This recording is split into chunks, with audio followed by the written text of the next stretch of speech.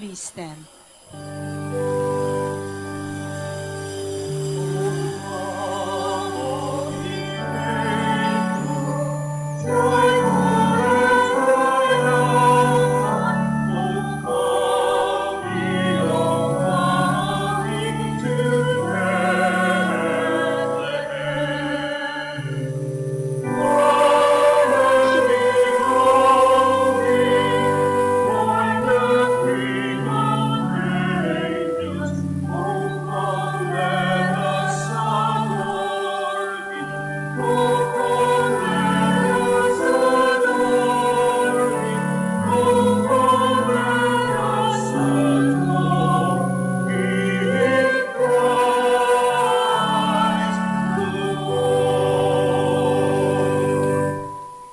In the name of the Father, and of the Son, and of the Holy Spirit. Amen. The grace of our Lord Jesus Christ, and the love of God, and the communion of the Holy Spirit be with you all. And with your spirit. Brothers and sisters, let us acknowledge our sins, and so prepare ourselves to celebrate the sacred mysteries.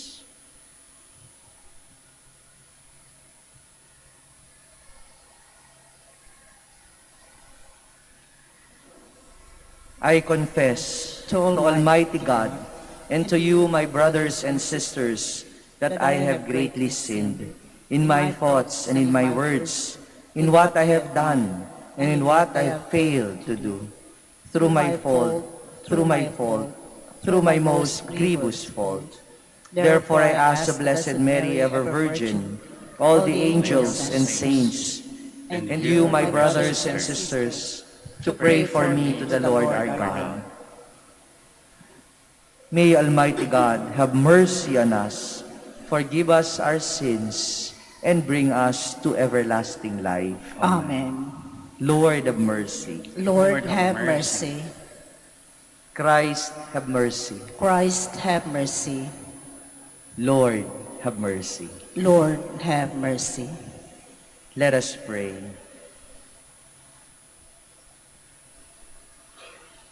O God, whose eternal word adorns the face of the heavens, yet accepted from the Virgin Mary the frailty of our flesh, grant, we pray, that he who appeared among us as the splendor of truth may go forth in the fullness of power for the redemption of the world, who lives and reigns with you in the unity of the Holy Spirit, God, forever and ever. Amen. Please be seated.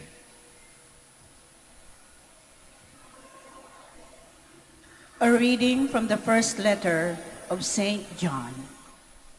Beloved, we receive from him whatever we ask, because we keep his commandments and do what pleases him.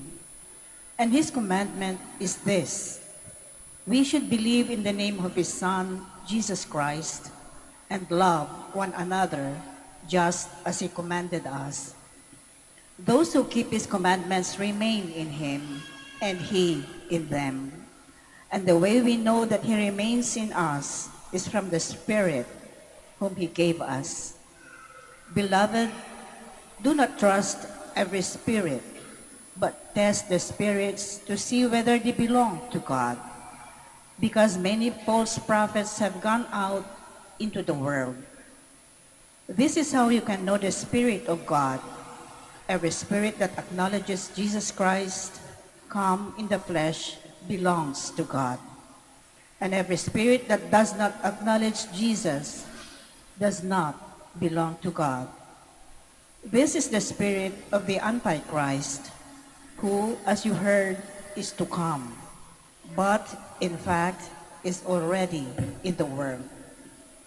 You belong to God, children, and you have conquered them, for the one who is in you is greater than the one who is in the world. They belong to the world, accordingly, their teaching belongs to the world, and the world listens to them. We belong to God, and anyone who knows God listens to us, while anyone who does not belong to God refuses to hear us. This is how we know the spirit of truth and the spirit of deceit. The word of the Lord. Thanks be to God. I will give you all the nations for an inheritance. I will give you all the nations for an inheritance. The Lord said to me, "You are my son. This day I have begotten you. Ask of me, and I will give you the nations for an inheritance, and the ends of the earth for your possession." I will give you all the nations for an inheritance. And now, O kings, give heed, take warning, you rulers of the earth. Serve the Lord with fear, and rejoice before him. With trembling, rejoice. I will give you all the nations for an inheritance. Please stand.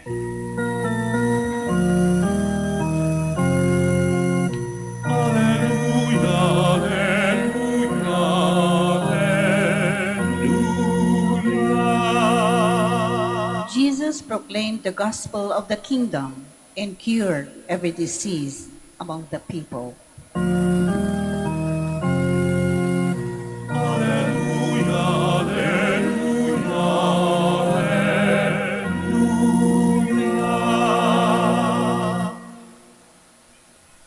The Lord be with you. And with your spirit. A reading from the Holy Gospel according to Matthew. Glory to you, O Lord. When Jesus heard that John had been arrested, he withdrew to Galilee. He left Nazareth and went to live in Capernaum by the sea, in the region of Zebulun and Naphtali, that what had been said through Isaiah the prophet might be fulfilled. Land of Zebulun and land of Naphtali, the way to the sea beyond the Jordan, Galilee of the Gentiles. The people who sit in darkness have seen a great light. On those dwelling in a land overshadowed by death, light has arisen. From that time on, Jesus began to preach and say, "Repent, for the kingdom of heaven is at hand." He went around all of Galilee, teaching in their synagogues, proclaiming the gospel of the kingdom, and curing every disease and illness among the people.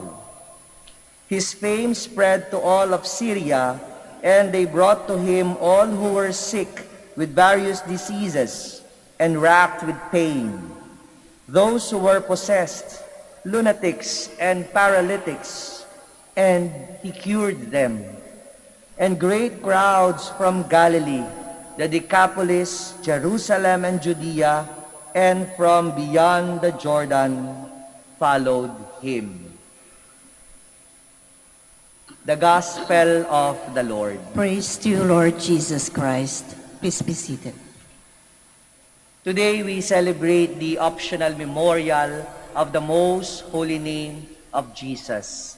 And this devotion is particularly promoted, especially by the Franciscans, the Dominicans, and of course the Jesuits. And we know of the Franciscan Saint Bernardine of Siena. He would usually he would carry this monogram of the name of Jesus. The first three letters of the Greek name of Jesus, iota, heta, and sigma, yung IHS na nakikita natin. And these are the first three letters of the name of Jesus in Greek.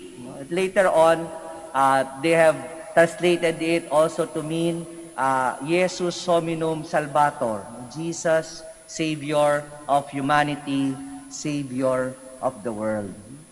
And what is in the name? What is in a name? Lahat tayo, nabigyan tayo ng pangalan. At yung ating mga pangalan, pinag-isipang mabuti ng ating mga magulang. Pinag-awayan, pinag-diskusyonan.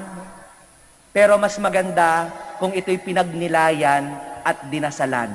Dinasalan muna, bago tayo bigyan ng pangalan. Sapagkat itong pangalan na ito ay may kapangyarihan. Kapag ka tinatawag tayo sa ating pangalan, tayo'y napapalingon. O di kaya naman tayo pa nga ay lumalapit. Di ba? Pag tinawag ka ng iyong nanay, Juan, Pedro, Maria, nasan ka? Punta ka dito. Lumalapit tayo, pumupunta tayo, tumutugon tayo doon sa pangalan na ibinigay sa atin. Kung kaya nga, masasabi rin natin, parang may kapangyarihan yung pangalan natin sa atin. Ganon din, ang pangalan, it could also mean authority. On whose authority are you doing this? I remember in the parish, sa UST, kapag meron akong inutos dun sa sakristan, sabihin mo nga dun sa gwardya, magpatawag ng karpintero. Ang tagal, bago dumating yung karpintero. Not until, sasabihin pa niya, pinapasabi po ni Father, tawag po ng karpintero. Diba? Kailangan pang gumamit ng authority. Sa atin sa bahay, kapag sinabihin mo yung kapatid mo, ay bumaba ka na, kumain ka na. Kung minsan hindi susunod. Pero pag sinabi mong pinapasabi ni nanay, bumaba ka na daw, kung hindi lagot ka. Diba? Talagang susunod. Dahil may authority yung pangalan na ginamit natin. Ganon din ang ating Panginoon. Napakamakapangyarihan ng kanyang pangalan. Pero yung kanyang pangalan, hindi nang gagaling yung kapangyarihan sa takot. Hindi nang gagaling yung kapangyarihan sa authority na parang controlling others. But rather, the name of Jesus itself comes from a mission na kanyang ginagampanan. Kaya nga, Jesus, yung kanyang pangalan. God delivers, God rescues, God saves. Yun yung misyon ng ating Panginoon. Kaya nga yung pangalan pa lang niya, nagsasabi na kung sino siya, yung person niya, that He is our Savior. Si Jesus ang ating tagapagligtas. O kaya nga hanggang ngayon, ginagamit natin yung pangalan ni Jesus, kung minsan sa ating mga dasal, sasabihin natin, in the name of Jesus. In the name of Jesus, evil spirit, get out. In the name of Jesus, gumaling ka. In the name of Jesus, sana mawala itong mga nararamdaman nating mga sakit, problema. Panginoon, tulungan mo kami. But unlike when we use our names to control others, when we call the name of Jesus, it signifies our surrender. Yung ating pag-anyaya, pag-imbita sa Kanya na pumasok sa ating buhay and take control of our life. It's self-emptying. Katulad ng ating Panginoon mismo. We read from Philippians how He is in the form of God, but He did not deem equality with God. Rather, He emptied Himself, took the form of a slave, being born in the likeness of man. Kaya yung kapangyarihan ng pangalan ni Kristo hindi nang gagaling sa pagkuha ng authority, pagkamkam ng kung ano-anong kayamanan.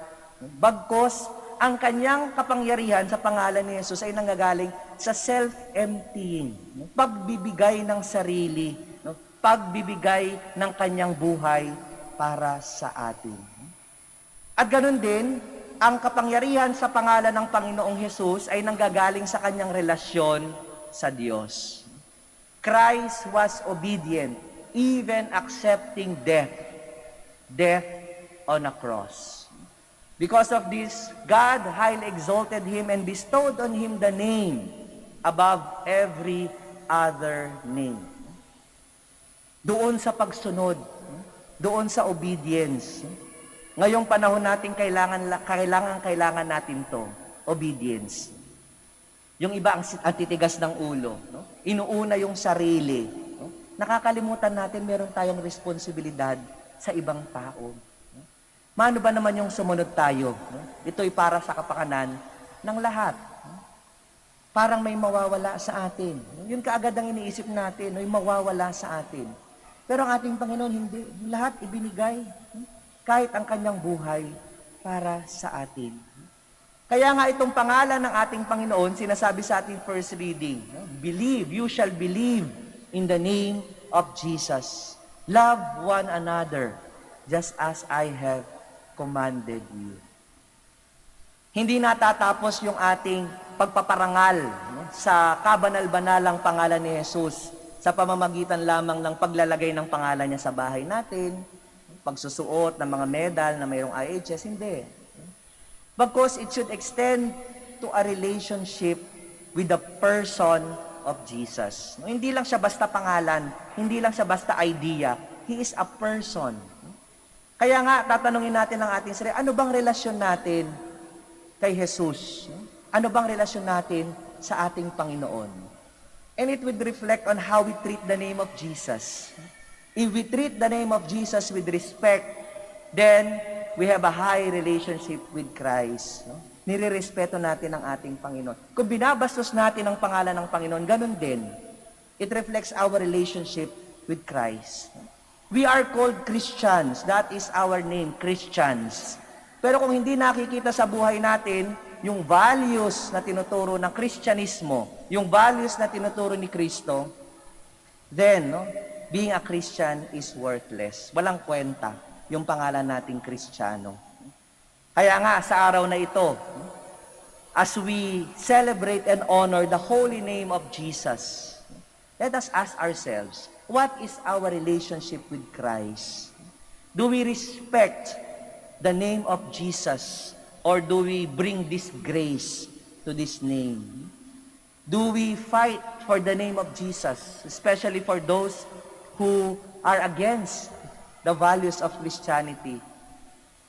Do we still ask for forgiveness, reparation, offer sacrifices in the name of Jesus? If we are truly Christians, then we should honor and believe in the name of Jesus, loving one another as He has commanded us. Please stand. Let us now approach the Father who fulfilled His promise in sending us His Son to bring God's kingdom here on earth. Let our response be, Lord, hear our prayer. Lord, hear our prayer, that the Holy Father, the bishops, and the clergy may proclaim in words and deeds the presence of God's kingdom. Let us pray to the Lord. Lord, hear our prayer. That government leaders may shed light to people living in darkness by their faithful service to them. Let us pray to the Lord. Lord, hear our prayer. That we may welcome God's presence in our midst by loving and forgiving one another. Let us pray to the Lord. Lord, hear our prayer. That the message of God's love may continue to permeate in the lives of the poor and the sick, despite the sufferings they are going through. Let us pray to the Lord. Lord, hear our prayer. That the faithful departed may find their eternal rest. Let us pray to the Lord. Lord, hear our prayer. We now offer a few moments of silence and pray for our personal intentions.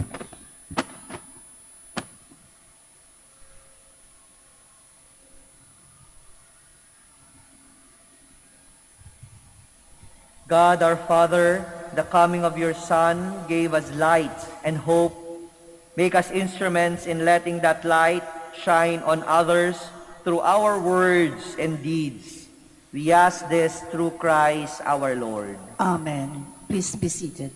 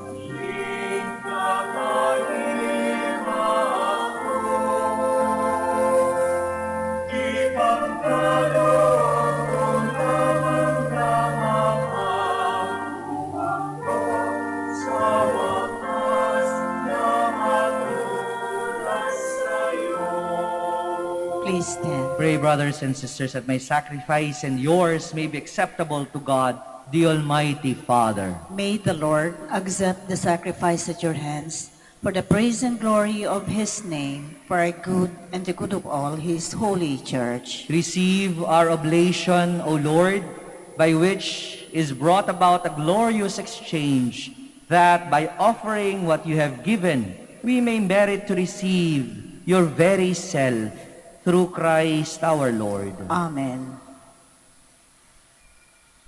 The Lord be with you. And with your spirit, Lift up your hearts. we lift them up to the Lord. Let us give thanks to the Lord our God. It is right and just. It is truly right and just, our duty and our salvation, always and everywhere to give you thanks, Lord, Holy Father, Almighty and eternal God. For today you have revealed the mystery of our salvation in Christ as a light for the nations, and when he appeared in our mortal nature, you made us new by the glory of his immortal nature. And so, with angels and archangels, with thrones and dominions, and with all the hosts and powers of heaven, we sing the hymn of your glory, as without end we acclaim.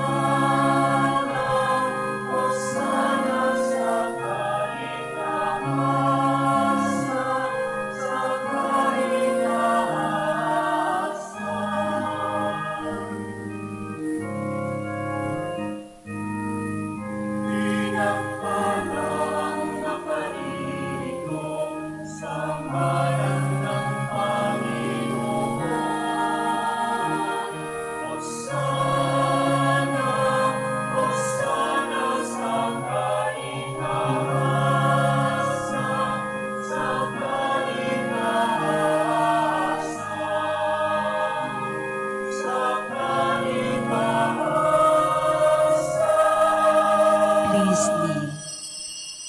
You are indeed holy, O Lord, the fount of all holiness.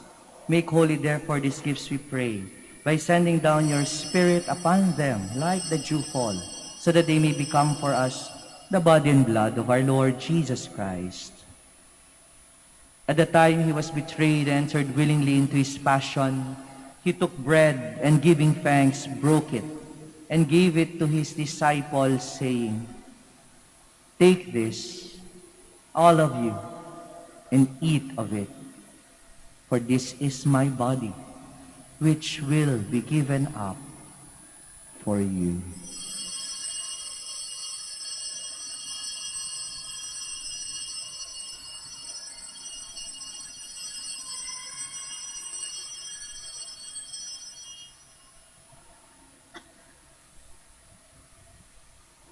In a similar way, when supper was ended, he took the chalice and once more giving thanks, he gave it to his disciples, saying, "Take this, all of you, and drink from it, for this is the chalice of my blood, the blood of the new and eternal covenant, which will be poured out for you and for many for the forgiveness of sins.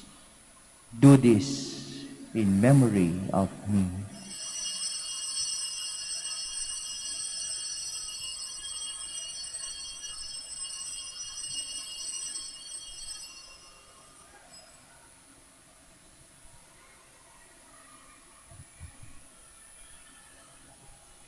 The mystery of faith. We proclaim your death, O Lord, and profess your resurrection until you come again. Therefore, as we celebrate the memorial of his death and resurrection, we offer you, Lord, the bread of life and a chalice of salvation, giving thanks that you have held us worthy to be in your presence and minister to you. Humbly we pray that, partaking of the body and blood of Christ, may be gathered into one by the Holy Spirit. Remember, Lord, your church, spread throughout the world, and bring her to the fullness of charity, together with Francis our Pope, Socrates our Archbishop, Fidelis our Auxiliary Bishop, and all the clergy. Remember also our brothers and sisters who have fallen asleep in the hope of the resurrection, and all who have died in your mercy. Welcome them into the light of your face. Have mercy on us all, we pray, that with the Blessed Virgin Mary, Mother of God, with Blessed Joseph, her spouse, with the blessed apostles, with Saint Dominic de Guzman, and all the saints who have pleased you throughout the ages, we may merit to be co-heirs to eternal life, and may praise and glorify you through your Son, Jesus Christ. Through him, and with him, and in him, O God, Almighty Father, in the unity of the Holy Spirit, all glory and honor is yours forever and ever. Amen. Please stand. At the Savior's command and formed by divine teaching, we dare to say,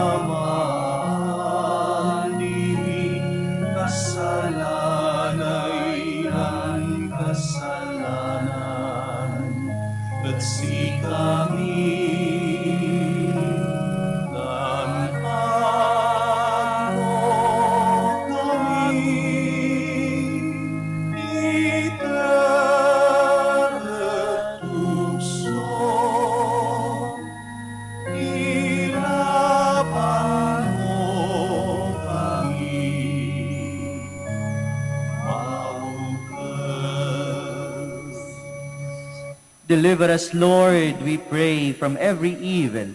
Graciously grant peace in our days, that by the help of your mercy we may be always free from sin and safe from all distress, as you await the blessed hope and the coming of our Savior, Jesus Christ. For the kingdom, the power, and the glory are yours, now and forever. Lord Jesus Christ, who said to your apostles, "Peace I leave you, my peace I give you," look not on our sins, but on the faith of your church, and graciously grant her peace and unity in accordance with your will, who live and reign forever and ever. Amen. The peace of the Lord be with you always. And with your spirit. Let us offer each other the sign of peace.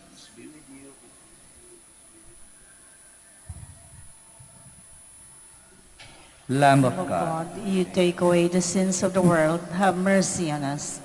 Lamb of God, you take away the sins of the world, have mercy on us. Lamb of God, you take away the sins of the world, grant us peace. Please kneel.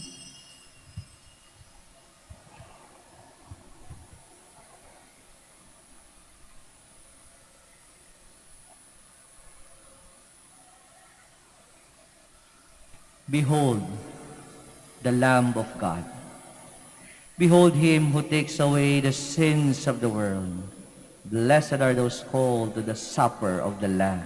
Lord, I am not worthy that you should enter under my roof, but only say the word, and my soul shall be healed. Body of Christ. Amen.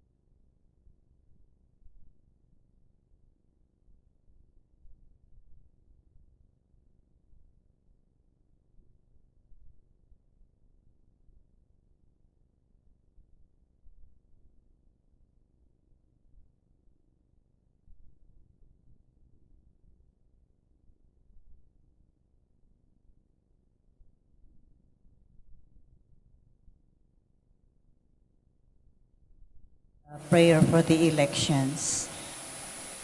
Let us pray that the forthcoming elections may truly reflect the will of the Lord, who guides the destinies of nations.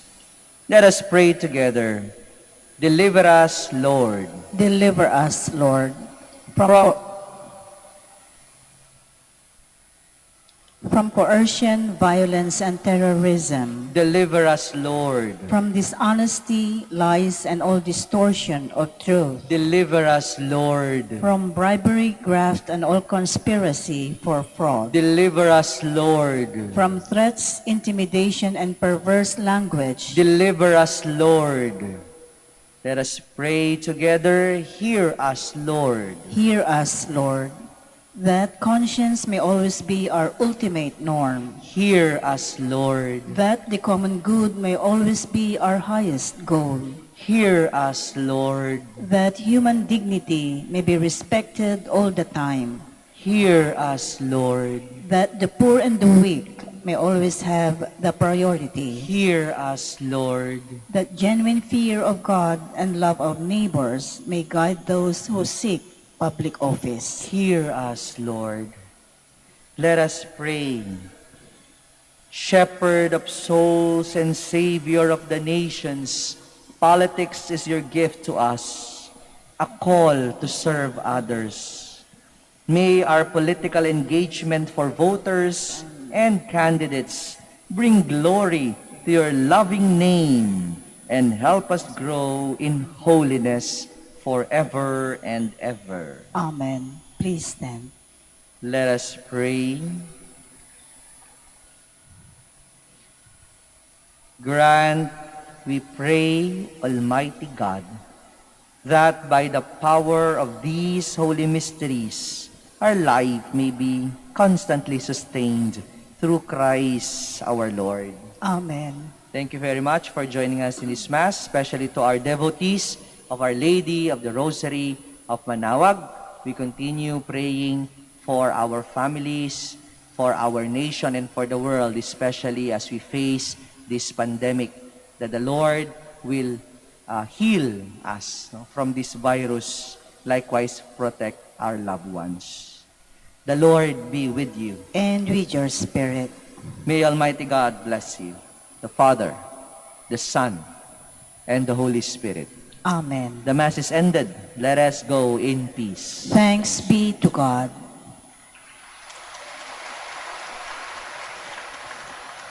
We shall now have the prayer for the blessing of the sick, and likewise prayer for the blessing of rosaries and other religious articles.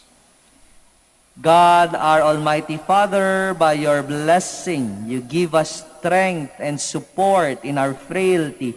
Turn with kindness toward our sick brothers and sisters. Free them from all illness and restore them to good health. Through the intercession of Our Lady of the Rosary of Manaoag, so that in the sure knowledge of your goodness, they will gratefully bless your holy name. We ask this through Christ our Lord. Amen. In memory of the mysteries of the life, death, and resurrection of our Lord Jesus Christ, and to the honor and glory of the Blessed Virgin Mary, Mother of Christ, Mother of the Church, Our Lady of the Rosary of Manaoag, may these rosaries, images, candles, oil, and other religious articles be blessed and made holy in the name of the Father, and of the Son, and of the Holy Spirit. Amen.